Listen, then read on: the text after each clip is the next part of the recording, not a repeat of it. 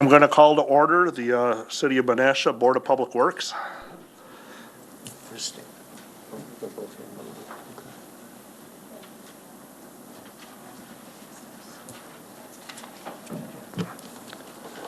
Clerk Aliazi, could you please take a roll call?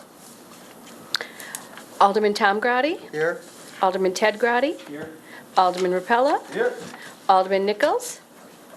Alderman Taylor. Alderman Sevenick.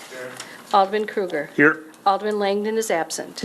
Okay, the first thing on the agenda is item C, the minutes to approve from the July 2nd, 2018 meeting.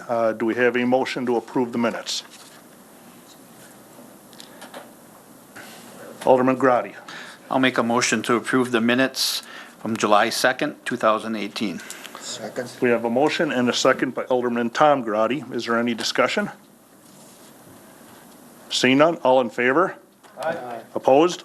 Minutes are approved. Moving on to discussion items and action items. First one on the agenda is the intersection of Racine Street and Broad Street that was postponed for May 21st, 2018.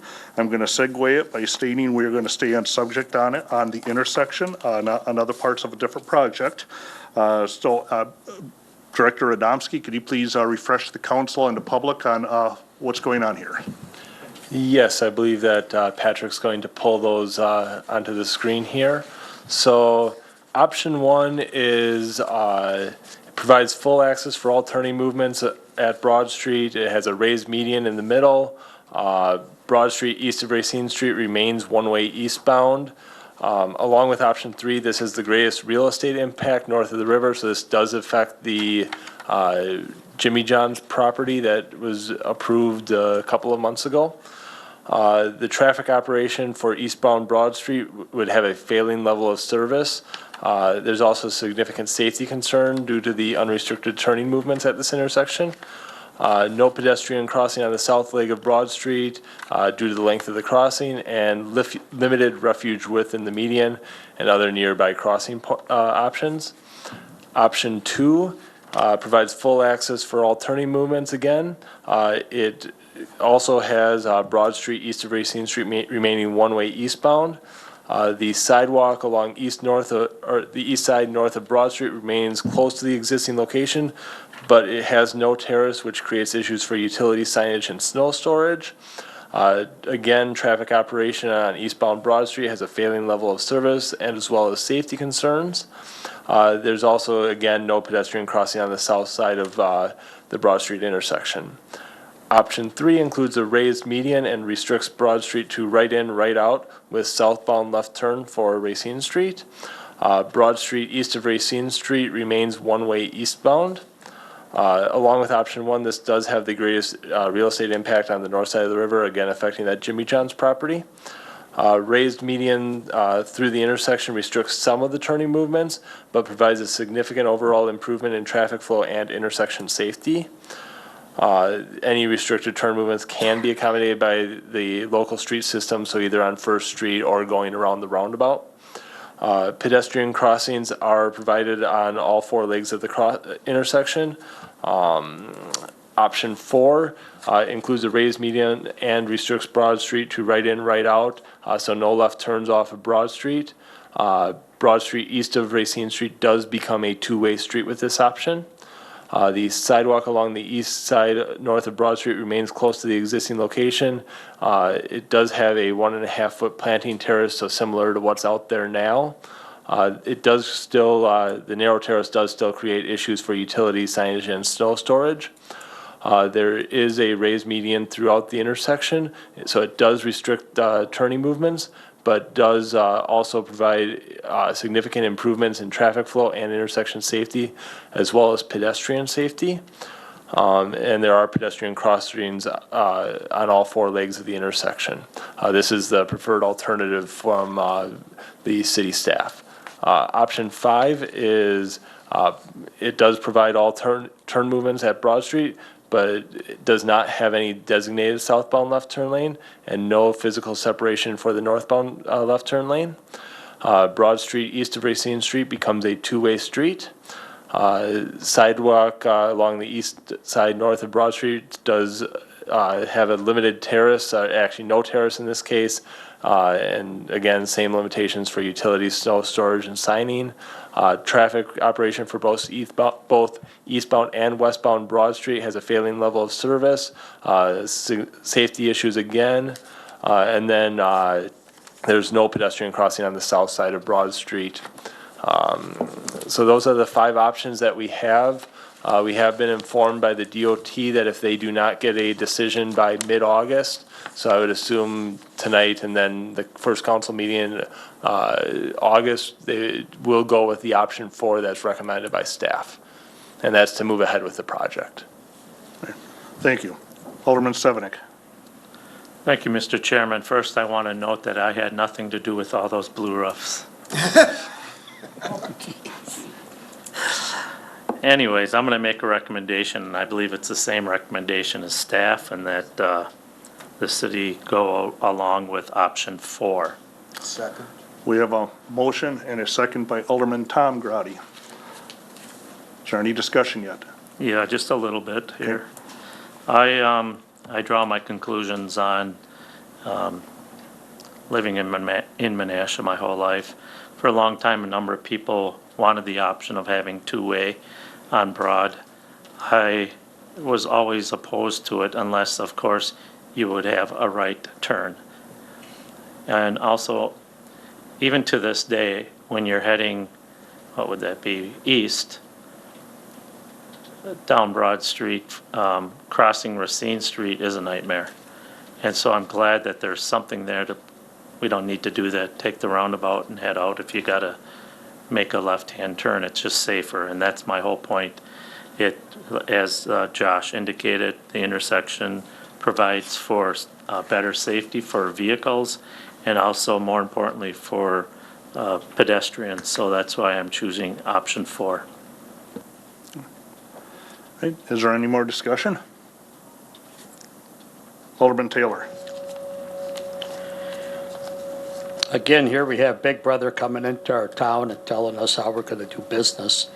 And we worry about Jimmy John's property here, but we lose Dr. Larson's property with a couple viable companies in that building. And it's unfortunate that the state of Wisconsin and our elected officials that we put there don't help us with these projects. Come down here, meet like many aldermen have did on that property, and looked at the impact that it's going to have. Not only does this have a negative impact on our downtown, we've had many people up here talking about the concerns with crossing streets with children and with on the bridge, and this certainly is going to complicate it even more. It's not conducive to the neighborhood or our downtown. It's a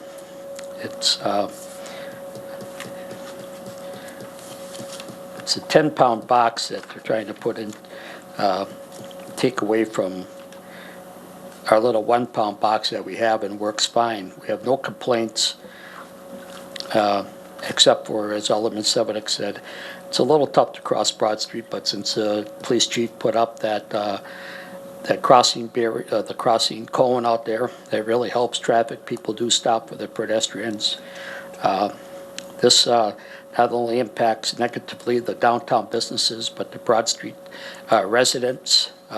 It takes our downtown and our neighborhoods, and it strips them of movements, and it's just big government doing something that's not necessary to be done.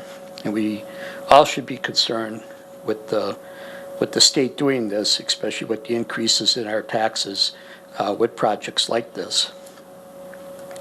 We've had many people up here talking about the movements of this project. I think we finally wore them out. The state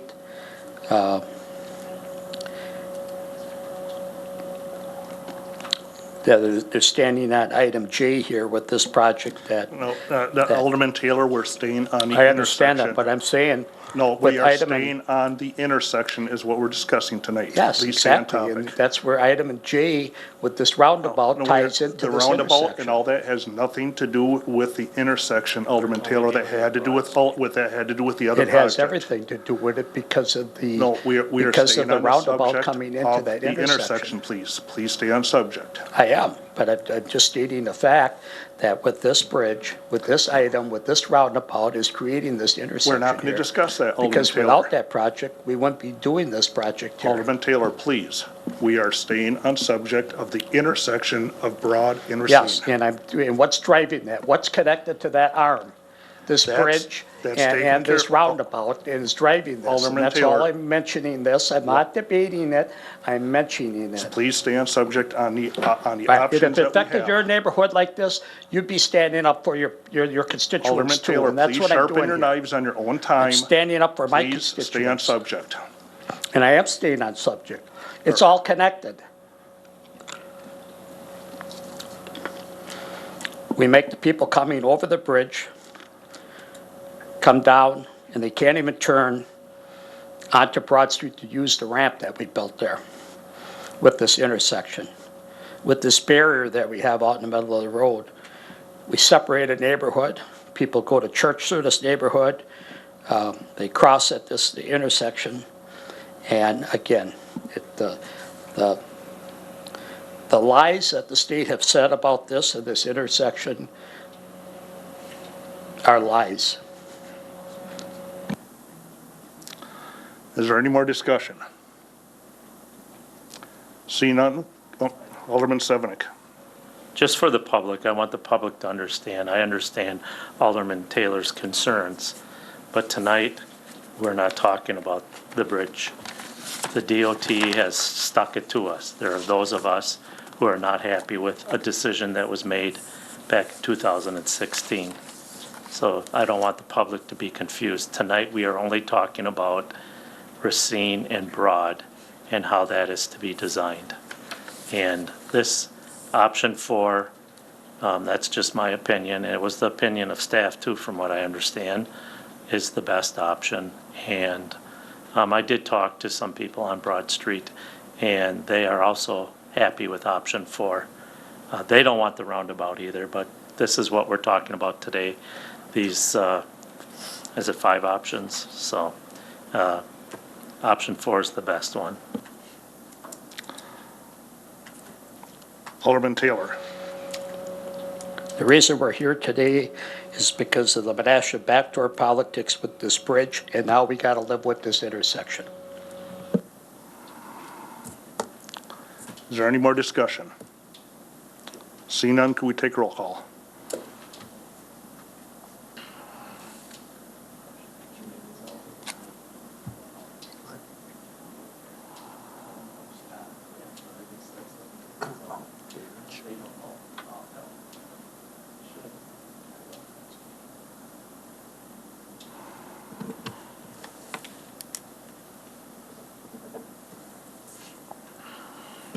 Motion carried on roll call 6-1. Okay, moving on to item number 2 underneath discussion and action items is the payment for Vinton Construction Company contract unit number 2018-1 for the Main Street reconstruction of $57,752.34, payment number 5. Director Radomski, could you fill us in on any details on it? This is just another payment for the Main Street project that was completed earlier this year. This is not the final payment. We still have to clear up a couple of last few items that we still need to clear up with the contractor. But yeah, this is just another payment, nothing too special about it. Alderman Sevenick. Thank you, Mr. Chairman. At this time, I'll move that we recommend payment to the Common Council to Vinton Construction Company for contract unit 2018-01 for the Main Street construction project for $57,752.34. That is payment number 5. We have a motion and a second by Alderman Ted Grady. Okay, is there any more discussion? Alderman Rapala. Do I have to first say anything? No. I just want to thank whoever Vinton or whoever put the nice little flags on the light poles. They look very nice. That's my discussion. Thank you. Go ahead, Josh. Those are actually city flags that we put up as public works crews, so. Good job, Josh. Any other discussion? Seeing none, take roll call.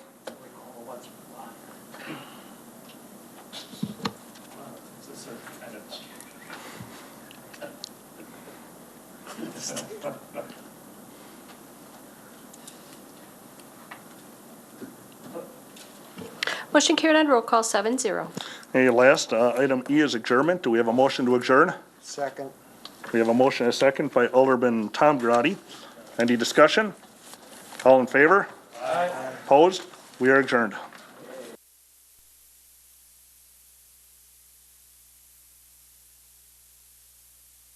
Broadcasts of the City of Menasha Administration Committee, Board of Public Works, and Common Council meetings are produced by University Studios of the University of Wisconsin-Fox Valley. Menasha residents and interested parties can obtain information about these meetings and meeting agendas from the city website, www.cityofmenasha-wi.gov. Expression of opinions regarding City of Menasha issues or about these broadcasts can be made by contacting the mayor's office, 920-967-3600, contacting their city alderman. Contact information appears on the website. Completing the electronic feedback form on the website. All public portions of the meetings are recorded in entirety and are not edited for playback.